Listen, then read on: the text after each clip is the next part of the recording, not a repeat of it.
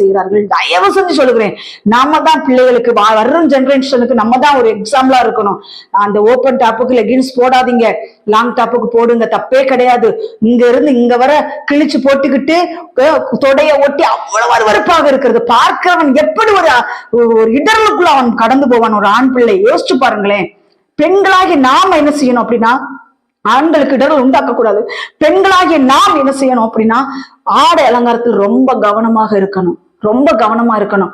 ஒருவன் நம்மளை பார்க்கும் பொழுது ஒரு தெய்வீக சாயல் நம்மளிடத்திலிருந்து வெளிப்படணும். விபச்சாரம் என்ன வெளிப்படக்கூடாது, வேசித்தனம் என்ன வெளிப்படக்கூடாது. நான் இன்னைக்கு சொல்றேன், ஒருத்தனுக்கு நீ இடர்கள் உண்டாக்குனா உன் கழுத்துல எந்திர கல்லை கட்டி நடு சமுத்திரத்துல உன்னை கொண்டு போடுறது நல்லதா இருக்கணும். வசனம் தான் சொல்லுது, வசனம் தான் சொல்லுது.